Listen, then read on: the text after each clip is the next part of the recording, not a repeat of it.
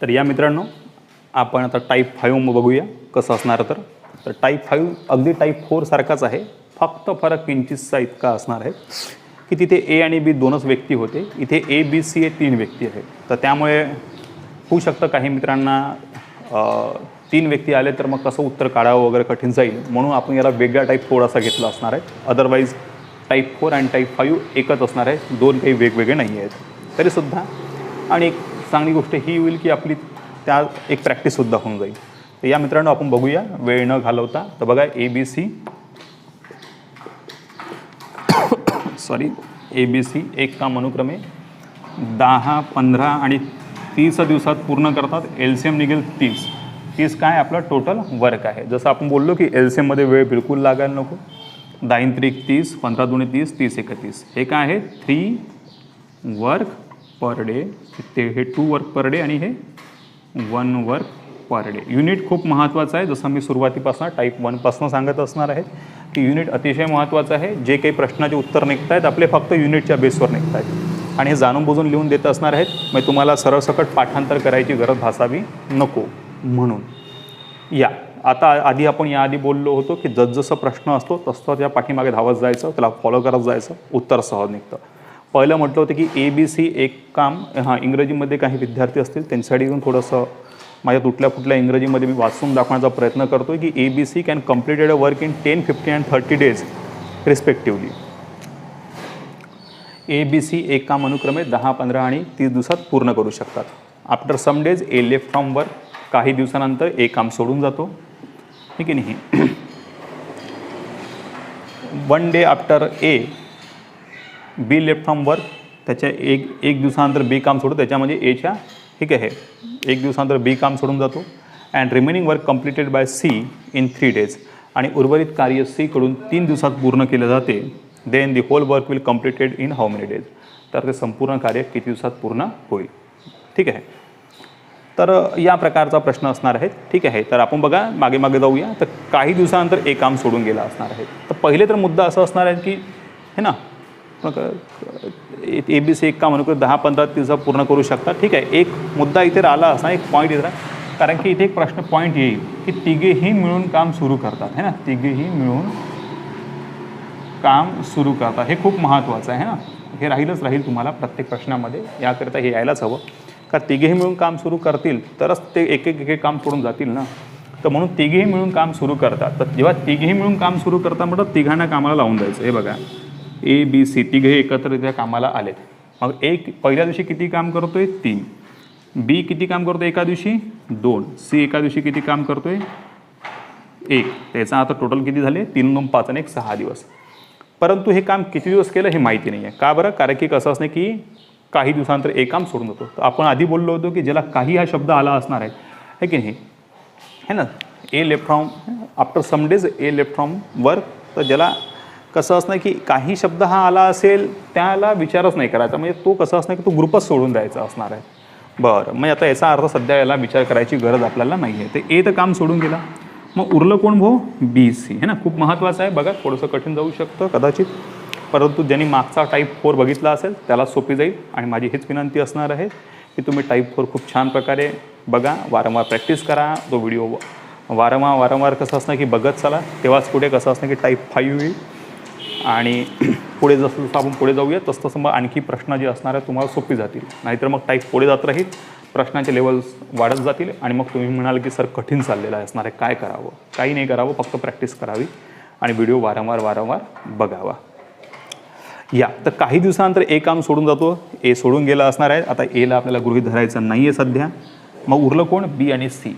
ठीक आहे. बी एका दिवशी किती काम करतोय 2, सी एका दिवशी किती काम करतोय 1. याचा अर्थ 3 वर्क पर डे झालं आहे मित्रांनो, 3 वर्क पर डे झालं. ठीक आहे. आता काय म्हणतात बस इथे फक्त पकडा. आता त्याच्या 1 दिवसानंतर ए काम सोडतं, त्याच्या म्हणजे कोणाच्या एच्या 1 दिवसानंतर त्याची म्हणजे एच्या 1 दिवसानंतर बी काम सोडून जातो. म्हणजे ए काम सोडून गेला, तर उरलं कोण बी आणि सी. ए जर काम सोडून गेला उरलं कोण बी आणि सी उरले.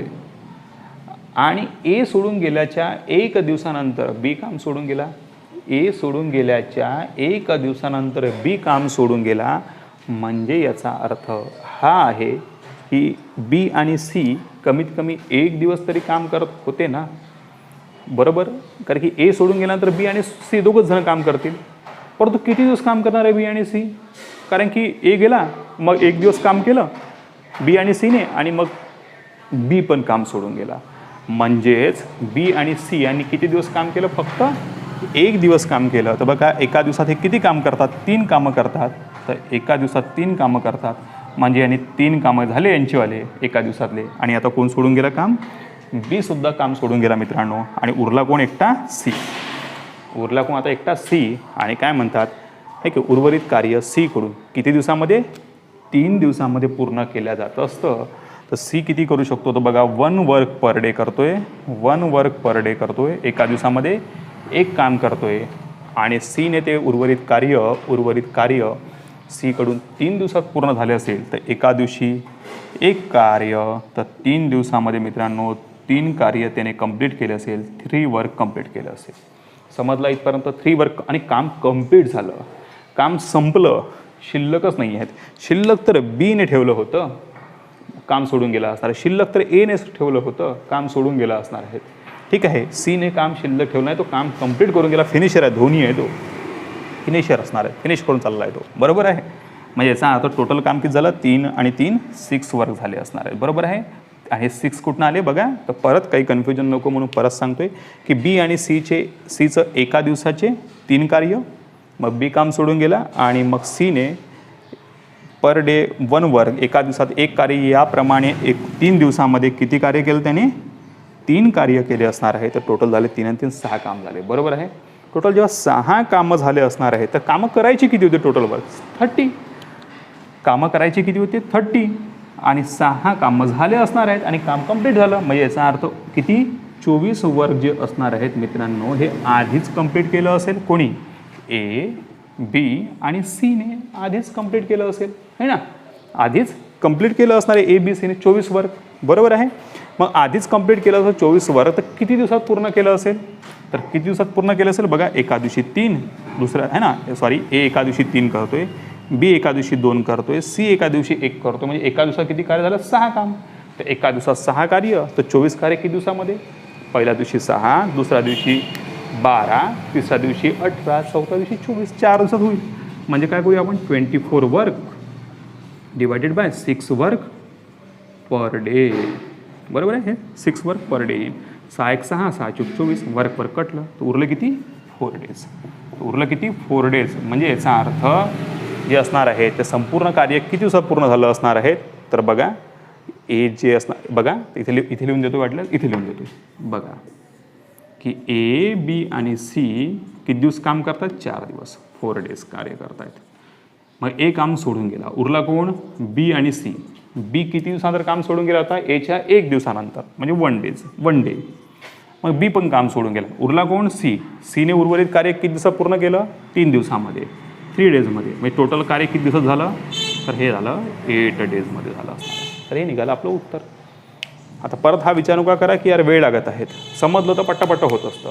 कारण की बीचं 1 ऑलरेडी दिलेलं आहे, सीचं कसं असणार आहे की 3, 4 झाले असणार आहेत. ठीक आहे, मग बीचं 1, तर बी एकटा नाही करत, सोबत सी सोबत करत आहे. तर बी आणि सी तर एका दिवसात 3 कार्य, सी एका दिवशी 1 करतोय, तर 3 दिवसामध्ये 3, 3 आणि 3 6, तिसामधनं 6 गेले 24, आणि हे तिघे मिळून एका दिवशी 6, तर 6 चौक 24. तोंडी उत्तर तर पेनी लावायची गरज नाही, परत समजल्यानंतरची गोष्ट असणार आहे. ठीक आहे, तर समजलं असेल कदाचित. तर बघा, अदरवाईज थोडा व्हिडिओ परत स्टॉप करू बघा, वारंवार बघा, आणि दुसरं एक्झाम्पल जेव्हा आपण बघूया तर त्यावेळेस पूर्णपणे समजून जाईल. ठीक आहे मित्रांनो, तर या आता आपण दुसऱ्या प्रश्नावर येऊयात आपण. तर या मित्रांनो, प्रश्न क्रमांक आता आपण 2 बघतोय. बघा, तर A, B, C can completed work in 12, 15 and 30 days respectively. बरोबर आहे. ए, बी, सी एक काम अनुक्रमे 12, 15 आणि 30 दिवसात पूर्ण करू शकतात. After some days A left from work, काही दिवसानंतर ए काम सोडून होतो. सेम टू सेम प्रश्न असणार आहे, फक्त आकडेवारी बदलत आहे ना. After A 2 days after A B left from work. ठीक आहे, एच्या 2 दिवसानंतर बी काम सोडून जातो. And remaining work completed by C in 2 days. आणि उर्वरित कार्य सी कडून 2 दिवसात पूर्ण केले जाते. देन ठीक आहे नाही. तर एक किती दिवसाआधी काम सोडून गेला असावा, आहे की नाही. हाऊ मेनी आहे ना, before how many days A left from work, तर एक किती दिवसाआधी काम सोडून गेलेला असावा. तर या प्रकारे कसं असणं की दिलं असणार आहे. सेम टू सेम आहेत, ठीक आहे. या ते ABC असणार आहेत. किती दिवसात काम कंप्लीट करतात, तर 12, 15 आणि 30. तर 12, 15 आणि 30 तर LCM निघाला असणार आहे आपला 60. 12 पंचे 60 हे झाले आपले टोटल वर्क. 15 चूक 60, 30 दुने 60 हे झाले work per day. Work per day, ठीक आहे. हे झालं वर्क पर डे, ठीक आहे. यात काही वाद नसावा.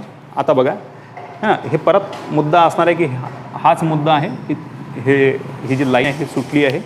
तर इथे लक्षात ठेवायचं असं की तिघेही मिळून काम सुरू करतात, हे की नाही. तर ते परत विसरलो मी तिथे लिहिण्यास. तर तिघेही मिळून काम सुरू करतात. तिघांनाही कामाला झुंपावं लागेल, तर तिघांनाही कामाला सुरुवात करावं लागेल, आहे ना. तर हे बघा ABC काम सुरू करतात. A एका दिवशी किती काम करतोय 5, B एका दिवशी किती कार्य करतोय 4 आणि C एका दिवशी किती कार्य करतोय 2. ओके, तर 5 आणि 4 9 आणि 2 11 कार्य एका दिवसात होतात. परंतु हे तिघेजणं किती दिवस कार्य करत असते, काय सोबत सुरुवात तर तिघांनी केली होती एकत्ररित्या, परंतु हे तिघेही जण किती दिवस काम करत होते हे तर दिलंच नाही आहे. कारण काही दिवसानंतर एक काम सोडून गेला. मग जिथे काही दिवसानंतर एक काम सोडून, ज्याला काही दिलेलं आहे त्याला सध्या आता गृहीत धरायचं नाही, त्याच्यानंतरचा पकडायचा. मग त्याच्या 2 दिवसानंतर B काम सोडून गेला. कोणाच्या Aच्याकडे A काम सोडून गेल्यानंतरच त्याच्या ना, तर Aच्या 2 दिवसानंतर B काम सोडून गेला. म्हणजे याचा अर्थ A काम सोडून गेल्याच्या, तर A काम सोडून गेल्यानंतर उर्वरित काम कोण करतं आहे B आणि C, ठीक आहे. तर B एका दिवशी 4, C एका दिवशी 2. मग काय म्हटलं आपण, Aच्या 2 दिवसानंतर B काम सोडून जातो. तर Aच्या 2 दिवसानंतर B काम सोडून जातो. तर बघा पहिले तिघं जण आले, A, B आणि C तिघेही आले. तिघे काम करत आहे. A काम सोडून गेला. किती दिवसानंतर गेला काही माहिती नाही. मग कसं असणार की उरले कोण, B आणि Cच उरलं असणार आहे. मग B आणि C काम करत आहे. पण किती दिवस काम करत आहे, तर A सोडून गेला. मग B आणि C काम करत असताना 2 दिवस काम केलं मोजून दोघांनी. आणि B म्हणतो आता मला पण जायचं असणार आहे, मी सुद्धा काम सोडून जातो. आणि B सुद्धा काम सोडून जातो मित्रांनो. ओके, तर किती दिवस काम केलं B आणि Cने, फक्त 2 दिवस. तर एका दिवशी किती काम करतायत दोघं मिळून 6 काम, बरोबर आहे. 6 वर्क पर डे. तर याचा अर्थ किती दिवस काम करताय, फक्त 2 डेज का वर्क करतायत. म्हणजे याचा अर्थ याने साईन दुने टोटल झालेत, म्हणजे साईन दुने 12 वर्क कंप्लीट केले. आणि आता B म्हणतोय नाही रे बाबा मला काम करायचं नाही, मला जायचं असणार आहे. मग विचार करा उरला कोण, फक्त आता Cच उरला की नाही. आणि Cच बिचारा एकटं काम पूर्ण करत असणार आहेत. किती दिवसामध्ये कंप्लीट करताय, 2 दिवसात कंप्लीट करत आहे तो. जेव्हा 2 दिवसात तो कार्य कंप्लीट करत आहे आणि काम पूर्ण करतो आहे ना, असं नाही म्हटलं की काम सोडून जातो, काम पूर्ण करत आहे आणि ते काम पूर्ण होत असणार आहेत. तर मग Bची कॅपॅसिटी किती आहे, B बिचारा फक्त एका दिवसामध्ये 2 काम करू शकतो. तर B काय करू शकतो, 2 वर्क पर डे. एका दिवसामध्ये फक्त 2 कार्य करू शकतो आणि तो 2 दिवस काम करतो आणि काम कंप्लीट करतोय. त्याचा अर्थ किती डेज काम करतो, तो फक्त 2 डेज कार्य करतोय आणि काम कंप्लीट करतोय. तर 2 आणि 2 किती झाले, एका दिवशी 2, तर 2 दिवसामध्ये किती झाले, 4 वर्क झाले. आणि मित्रांनो काम कंप्लीट झालं. हे काम कंप्लीट झालं. काम किती करायचे ते 60 काम करायचे ते आणि 60ही काम कंप्लीट झाले. म्हणजे 12 आणि 4 16 वर्क केले आणि काम कंप्लीट झाले. परंतु 16 वर्क करायचे नव्हते, करायचे होते आपल्याला 60. तर 60तनं 16 गेले, उरले किती 44. म्हणजे याचा अर्थ 44 कार्य आधीच कंप्लीट केले असतील. कोणी हो, A, B आणि Cने मिळून कार्य हे कंप्लीट केले असेल. समजलं इथपर्यंत. तर हे कंप्लीट केले असेल. बरं मग आता हे एका दिवसात किती काम करतात, A एका दिवशी 5, B एका दिवशी 4, C एका दिवशी 2. तर टोटल किती होतात एका दिवसात 11 कार्य. तर 44 44 कार्य किती दिवसात, तर 4 दिवसामध्ये. तर 44 work divided by 11 work per day. Work कटले, 11 चौक 44. म्हणजे याचा अर्थ किती दिवस काम केलं असणार आहे, 4 दिवस काम केलं असणार आहे. आणि 4 दिवसानंतर एक काम सोडून गेला. तर बघा प्रश्न विचारला की एक किती दिवसाआधी काम सोडून गेला असणार, तर 4 दिवसाआधी सोडून गेला. एक किती दिवसाआधी काम सोडून गेला, एक किती दिवसाआधी काम सोडून गेला असावा, तर 4 दिवसाआधी काम सोडून गेला असावा. म्हणजे है ना सर या प्रश्न चुकला आहे. किती दिवसाआधी नाही, किती दिवसानंतर म्हणायचं असणार आहे की नाही. ओके, आधी म्हटलं तर दिवसानंतर काम सोडून गेला असावा आहे ना. तर किती दिवसानंतर काम सोडून गेला असावं, 4 दिवसानंतर काम सोडून गेला असावा. ठीक आहे. आधी म्हटलं असतं तोही प्रश्न येतो की एक किती दिवसाआधी काम सोडून गेला असावा. ठीक आहे, तर त्याचं उत्तर आपण इथेच समजून सांगतो मी. पण प्रश्न इथे आहे की किती दिवसानंतर काम सोडून गेला, म्हणजे याचा अर्थ 4 दिवस कार्य केले आणि 4 दिवसानंतर काम सोडून गेला असावा. बरोबर आहे, म्हणजे याचा अर्थ ए, बी आणि सीने किती दिवस कार्य केले, 4 दिवस.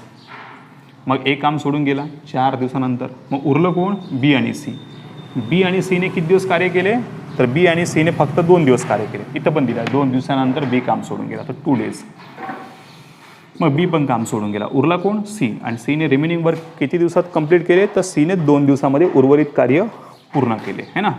आता विचारला असा प्रश्न की किती ते काम किती दिवसात पूर्ण झाले, तर 4 आणि 4 8 दिवसामध्ये पूर्ण झाले असणार आहे. किती दिवसामध्ये, 8 दिवसामध्ये ते काम कंप्लीट झाले. आणि एक किती दिवसानंतर काम सोडून गेला म्हटलं असतं तर हे 4 दिवसानंतर काम सोडून गेलेलं आहे असं म्हटलं असतं आपण. तर मला वाटते समजलं असेल कदाचित वगैरे. ठीक आहे, काही कन्फ्युजन असेल तर आपलं कसं पुढे जे एक्झाम्पल आहे ते आपण त्यातनं सॉल्व करू शकतो. परंतु टाईप 4 आणि टाईप 5 हे जवळजवळ सारखे असणार आहेत, थोडंसं फक्त समजायचं असणार आहेत. आणि मूळ मुद्दा आहे तो फक्त हा इथून पकडायचा असणार. ज्या 3 व्यक्ती असतील तो सेकंड पर्सन असणार, तिथे पकडायचं असणार आहे आणि त्याचे काम पकडाय. तर जेव्हाही सेकंड पर्सन येईल तर हा जो असणार आहे सेकंड पर्सन आणि थर्ड पर्सन सोबत काम करत आहे ना. एक काम सोडून गेला तर स्वाभाविक गोष्ट आहे बी आणि सी उरले असतील तर ते पकडायचे असणार, एकट्या बीला नाही पकडायचं असणार आहे. ठीक आहे, परंतु बी काम सोडून गेल्यानंतर उरलंच कोण, शेवटी एकटा सीच उरला असणार आहे, तर सी काम करत असणार आहे. तर मित्रांनो, मला असं वाटतं की कदाचित हे थोडंफार तुम्हाला समजलं असावं. जर हा व्हिडिओ समजला असेल तर आपण टाईप 6सह कसं असणं की परत येऊया. ठीक आहे, जसं आपण याआधी बोललो की बरेच टाईप आहे टाईम अँड वर्कमध्ये, सगळे बघूया आपण एका एकाने क्रमाक्रमाने. तर मित्रांनो, हा व्हिडिओ जर तुम्हाला आवडला असेल तर परत विनंती आहे की प्लीज लाईक करा, सबस्क्राईब करा, चॅनल बेल आयकॉन प्रेस करा आणि तुमच्या महाराष्ट्र सगळ्या विद्यार्थी मित्रांना बसवून द्या की जेणेकरून प्रत्येक घराघरामध्ये, प्रत्येक गावागावामध्ये कसं असं नाही की हा व्हिडिओ जायला हवा. सगळ्यांना कसं असं की मॅथ शिकण्याचा अधिकार आहे आणि सगळ्यांना ते शिकायला मिळायला हवं व्यवस्थितरित्या. धन्यवाद.